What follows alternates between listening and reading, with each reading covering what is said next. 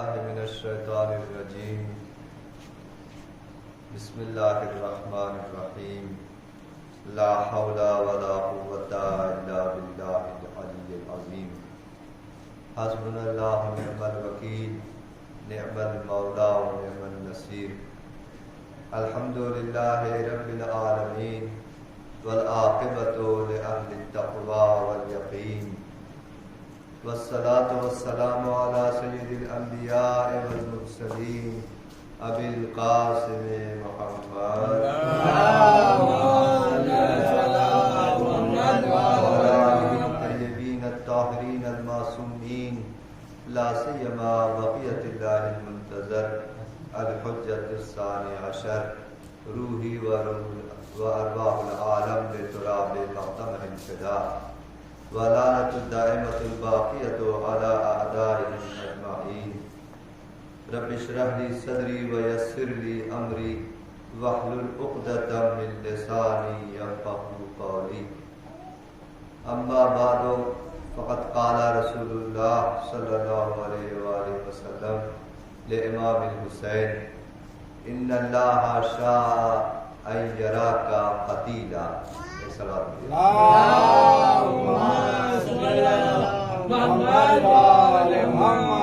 سامعین کرام،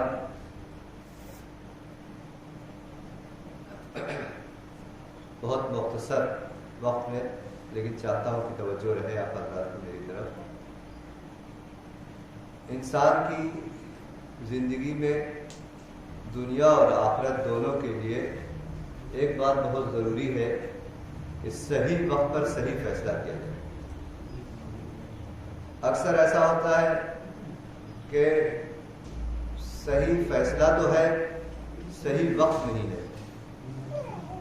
کبھی کبھی وقت تو صحیح ہے، فیصلہ غلط ہو جاتا ہے. لیکن صحیح اپنے منزل تک اور اپنے مقصد تک پوری طرح سے پہنچنے کے لیے یہ دونوں باتیں ہونا ضروری ہے. صحیح وقت پر صحیح فیصلہ. فرض کیجئے، بس آپ کی ضرورت اللہ نے توجہ رکھیں، فرض کیجئے میں یہاں بیٹھا ہوں آپ کے سامنے. اگر کوئی شخص باہر سے آئے، کسی اور گاؤں کا آئے اور مجھے گالی دینے لگے، گالی گلوچ کرنے لگے، میری توہین کرنے لگے، اور آپ لوگ کھڑے تماشا دیکھتے رہے، کچھ نہ بولے اس کو، نہ منع کرے، نہ ٹوکے، نہ ڈانٹے اس کو، کچھ سمجھائے نہیں، مزہ لے رہے ہیں، اور وہ خوب گالی گلوچ کر کے چلا جائے، میری توہین کر کے چلا جائے. بعد میں آپ لوگوں کو جوش آیا اور آستین چڑھایا اور لاٹھی نکالا اور ڈنڈا نکالا، اب جا رہے ہیں اس کے گھر پہ کہ اب ہم جائیں گے اس کے گھر پہ، اس پہ حملہ کریں گے، اس کو. تو عزیزو، جو ہونا تھا وہ ہو گیا، ٹھیک ہے. اب آپ اس کا گھر بھی گرا دیجئے، بلڈوزر چلوا دیجئے اس کے گھر پر، لیکن میری توہین تو ہو گئی نا، میری بے عزتی ہو گئی، اور آپ لوگ کچھ بولے نہیں، وہ خاموش رہے. اس کے لیے اس کا بھی حوصلہ بڑھتا رہا اور وہ اپنی جسارت میں اضافہ کرتا رہا، بڑھتا چلا گیا. بہت زیادہ اس نے بدتمیزی کی، ٹھیک ہے. بعد میں آپ کو کتنا بھی جوش آیا، ٹھیک ہے، اس کو بھی، وہ بھی بہرحال کہتے ہیں نا انگلش میں کہ some thing is better than nothing, وہ ایک ٹھیک ہے، چلیے اب بعد میں آپ نے کیا. لیکن وہ مقصد، وہ اچھی بات نہیں ہوئی، وہ اچھا فیصلہ نہیں تھا.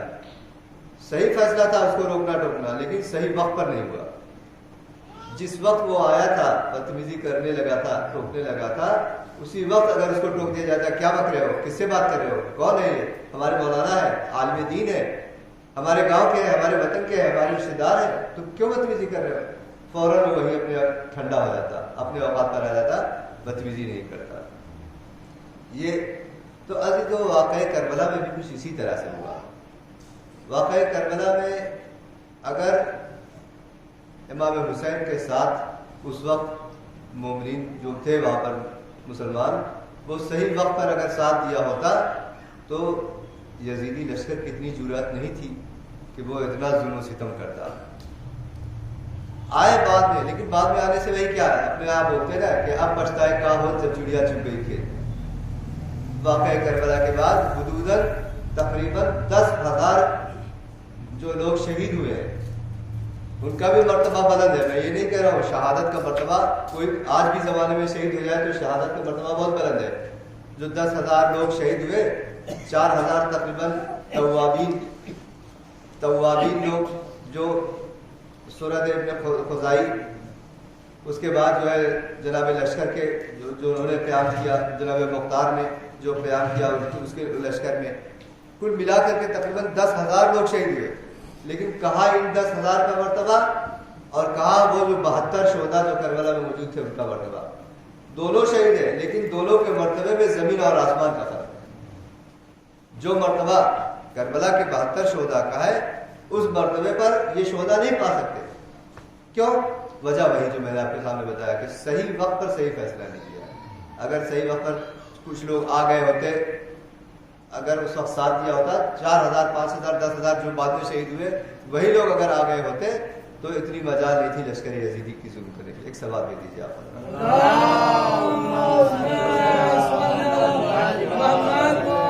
ایک بات تھی البتہ اس پر میں مطلب بہت مفصل گفتگو ہے اور اس میں پورا میرا تقریباً میرے پاس 10 مجلسیں اسی عنوان سے ہی تیار ہیں، لیکن وہ موقع نہیں ہے، محل بھی نہیں ہے کہ ہم اس کو اور ایکسپلین کریں. دوسری ایک بات اور خاص اور تمام کہ بہت غور سے سنیے گا اور اس کو سمجھنے کی کوشش کیجیے گا میں کیا کہہ رہا ہوں. دیکھیے، جب جنگ حق اور باطل کی ہو، بہت غور سے، جب حق اور باطل کی جنگ ہو، جب جنگ فضائل اور رذائل کی جنگ ہو، جب بلندی اور پستی کی جنگ ہو، تو اس وقت بے طرف رہنا کوئی مقصد نہیں، کوئی معنی نہیں رکھتا. بے طرف سمجھے، نیوٹرل. اگر حق اور باطل کی جنگ ہے تو آپ کے پاس صرف 2 ہی آپشن ہے، یا تو آپ حق کی طرف چلے جائیے یا باطل کی طرف چلے جائیے. اگر کوئی یہ کہتا ہے کہ بھیا نہ تو ہم حق کی طرف ہے نہ ہی ہم باطل کی طرف ہے، نہ ہم فضائل کی طرف ہے نہ ہی ہم رذائل کی طرف ہے، نہ ہم اخلاقی معیار کی بلندی کی طرف ہے نہ ہی پستی کی طرف ہے، تو اس کا شمار باطل کی طرف ہوتا ہے. حق اور باطل کی جنگ میں اگر کوئی شخص بے طرف رہے، کہتے بھیا ہم سے کیا مطلب، ہم سے کیا مطلب، تو وہ باطل میں شمار ہوتا ہے. حق اور باطل میں ہمیشہ انسان کو ایک طرف اختیار کر لے. اگر اہل حق ہے تو حق کی طرف آ جائے، اور اگر اہل باطل ہے تو وہ باطل کی طرف چلا جائے، اور اگر نیوٹرل ہے تو اس کا بھی شمار باطل کی طرف کیا جائے گا. اسی لیے بہت سارے واقعات وغیرہ، لیکن میں نے کہا نا کہ جو آپ لوگ کا جوش دیکھ کر کے میرا بھی جوش جو ہے ٹھنڈا ہو جاتا ہے. ایک سوال بھیج دیجیے آپ.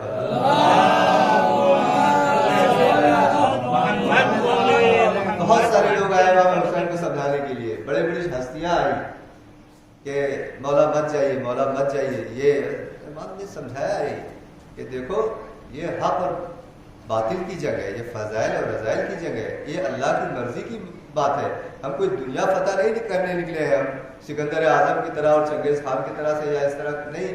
ہمارا جو کہتے ہیں مقصد، ہماری منزل، ہمارا لکش جو ہے وہ دنیا کو فتح کرنا نہیں ہے. اور ایک بات اور بھی بڑی عمدہ ہے کہ ہمارے ایک عالم دین نے ایران میں کی کہا کہ دیکھو حق اور باطل کی جنگ میں جو ساتھ نہ دینا حق وہ دنیا میں بھی ذلیل ہوتا ہے، آخرت میں تو ذلت اور بخاری اس کے لیے ہے ہی ہے. عبداللہ ابن عمر کا بیٹا، یہ مکے میں آیا امام حسین کے پاس، ایک بار نہیں کئی بار سمجھا رہا ہے کہ مت جائیے مت جائیے، ارے وہ کوفہ والے ہیں وہ وفا نہیں کریں گے. امام حسین کہہ رہے مجھے معلوم ہے، لیکن مجھے معلوم ہے مجھے کیا کرنا ہے.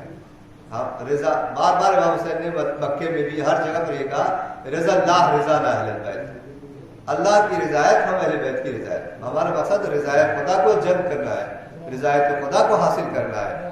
اب کوئی جو ہے معلوم ہے دنیاوی جنگ میں تو ہم 72 آدمی کے ساتھ میں 30,000 روپے لشکر سے فتح نہیں پا سکتے، وہ بھی عورتیں بچے جنگ فتح کرنے تو جا ہی نہیں رہے تھے مقصد. لیکن یہ صاحب بہرحال اپنی ہمدردی میں کہ یہ نیوٹرل لوگ ہیں، یہ بے طرف لوگ ہیں، بار بار سمجھا رہے ہیں ارے یزید کے پاس بڑا پاور ہے، یزید کے پاس بہت بڑی فوج ہے، یزید کے یہ ایسا ایسا سمجھا رہے ہیں.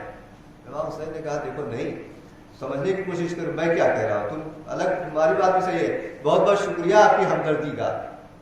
آخر میں امام حسین نے کہا کہ تم فیصلہ کر لو تم کدھر ہو، تم میرے ساتھ چلنا چاہتے ہو تو شہادت ہے لیکن بہرحال اس کی منزلت ہے، یا تم نہیں چلنا چاہتے. تو اس نے کہا کہ نہیں، میں آپ تو جانتے ہیں میں اہل جنگ اور اہل دعویٰ اور لڑائی جھگڑے والا نہیں ہوں کر کے اس کے بعد حسین نے کہا کہ آپ تشریف لے جائیں، آپ پریشان نہ ہو، مجھے جو کرنا ہے وہ میں کروں گا، میں جانتا ہوں مجھے کیا کرنا ہے. تو بدبخت کہتا ہے اچھا ٹھیک ہے آپ جا رہے ہیں تو ذرا اپنا پیراہن ہٹائیے، میں اس جگہ کا بوسہ لینا چاہ رہا ہوں جہاں رسول اللہ بوسہ لیتے رہتے۔ تو آیا اور امام حسین کے دل کا بوسہ لیا، قلب کا بوسہ لیا کہ یہاں میں نے دیکھا ہے اپنی آنکھوں سے کہ رسول خدا یہاں کا بوسہ لیتے رہتے، تو اس نے پھر وہاں کا بوسہ لیا۔ اسی طرح سے ہر سما نام کا کہ ایک آدمی آیا کربلا میں آیا، کہنے لگا یا حسین آپ چلے جائیے یہاں سے، بس میں صاحب جوڑ رہا ہوں، آپ چلے جائیے، کیونکہ یزیدی لشکر جو ہے وہ ظاہری طور پر کوئی مقابلہ نہیں ہے آپ کا جو ہے۔ اور پھر اس نے بتایا کہ میں آپ کے بابا کے ساتھ جنگ صفین میں تھا، تو آپ کے بابا نے بتایا تھا کہ ہاں ایسا ایسا ہوگا، میں ابھی اس کو مسائل کے لیے میں اس کو واپس آؤں گا ادھر، کہا کہ لہذا آپ چلے جائیے یہاں سے۔ امام حسین نے کہا کہ ٹھیک ہے کہ مانا آپ ہمارے ساتھ ہیں یا ہمارے خلاف ہیں، آپ اپنا فیصلہ کیجیے، مجھے جو کرنا میں کروں گا، مجھے معلوم ہے مجھے کیا کرنا ہے، لیکن آپ کدھر ہیں؟ آپ کو معلوم ہے میں کون ہوں، میرا رسول سے کیا بات ہے، میرے بابا کے ساتھیوں میں سے آپ نے جنگ صفین میں آپ نے جو ہے ہم رکاب ہو کر کے جنگ کیا ہے، تو وہ وہی نیوٹرل کہ نہیں میں نہ تو آپ کے ساتھ میں ہوں نہ آپ لشکر یزیدی کے ساتھ میں رہوں گا، میں واپس جا رہا ہوں اپنے گھر جا رہا ہوں۔ تو چلا گیا لیکن بدبخت ہو گیا۔ تو امام حسین نے کہا کہ ٹھیک ہے تم اگر جانا چاہ رہے ہو تو جاؤ، لیکن اتنی دور چلے جاؤ کہ پھر میری فریاد کی آواز نہ سننا، ہماری آواز فریاد، ہماری آواز استغاثہ جب بلند ہو تو تم سننا نہیں، اس لیے کہ میں نے رسول خدا سے خود سنا ہے کہ جب حجت خدا فریاد کرے، بلائے، پکارے، اور جس کے کانوں تک یہ آواز جائے اور وہ نہ آئے مدد کرنے کے لیے، وہ منہ کے بل زمین پر گرتا ہے، وہ جہنم میں اس کو ڈال دیا جاتا ہے، منہ کے بل جہنم میں اس کو ڈال دیا جاتا ہے۔ بس عزیزو، وہ جنگ صفین کا وہ آ گیا۔ میں چند جملہ مصائب کے آپ کے سامنے پڑھ دوں کہ جنگ صفین سے جب واپس آ رہے تھے مولا کائنات، تو ایک مقام پر لوگ بعض کتابوں میں یہی جگہ تھی، ایک مقام پر مولا علی کی آنکھ لگ جاتی ہے، آنکھ لگ جاتی ہے، تھوڑی دیر بعد گھبرا کے آنکھ کھلتی ہے اور زاروں قطار رونے لگتے ہیں، اتنا روئے کہ داڑھی پوری تر ہو جاتی ہے آنسوؤں سے۔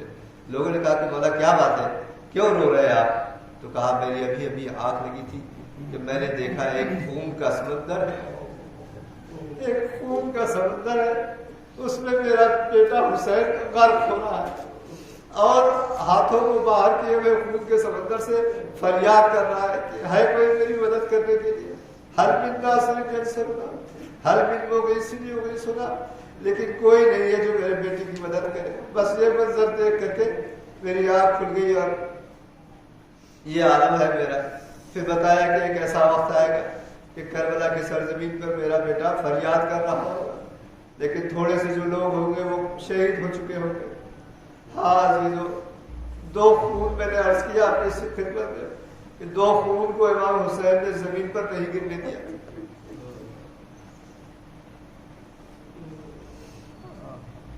ایک خون علی اصغر تھا، علی اصغر کے گلے کا خون، اس کے بارے میں دو روایت ملتی ہے۔ ایک روایت میں کہ اس خون کو امام حسین نے اپنے چلو میں لیا اور اپنے چہرے پر مل لیا، اور ایک روایت یہ بھی ہے کہ اس کو آسمان کی طرف اچھالا اور پھر کوئی ایک قطرہ بھی خون کا زمین پر نہیں گرا۔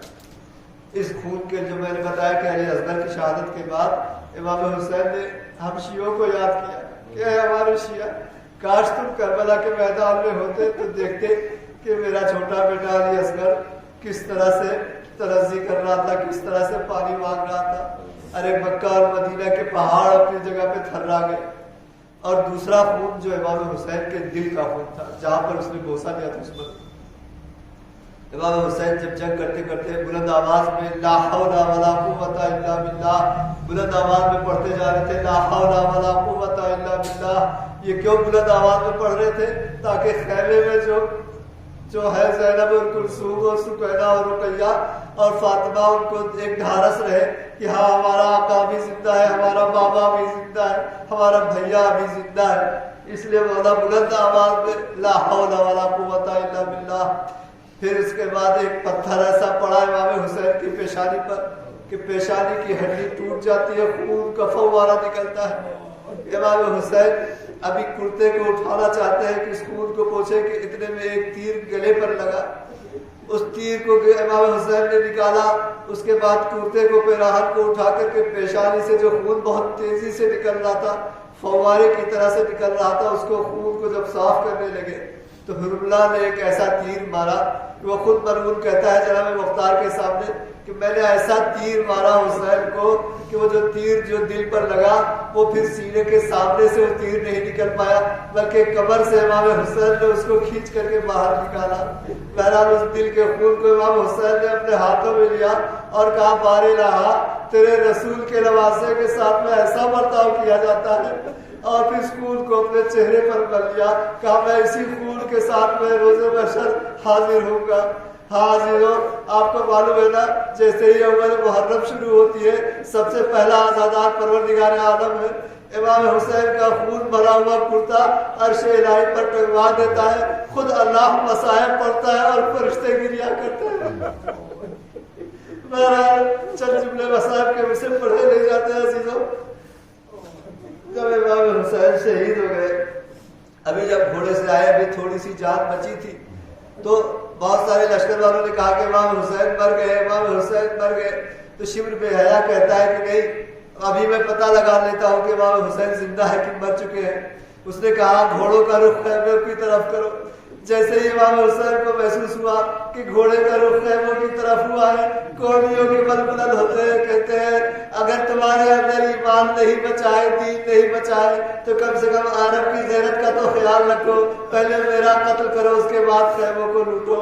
ہاں پھر شبر پلٹ کر کے آتا ہے امام حسین کے سر کو تن سے جدا کرتا ہے. یہاں خیموں میں آگ لگ جاتی ہے چادریں چھینی جاتی ہے مال لوٹنا شروع کر دیتے ہیں. ایک بیوی ایک چھوٹی سی گٹھڑی لیے ہوئے ہے. ایک ملون کہتا ہے ارے ہم تو خیموں میں تلاش کر رہے تھے کہ کہیں زیور ملے گا کہیں خزانہ ملے گا سارا مال سارا زیور تو یہاں موجود ہے.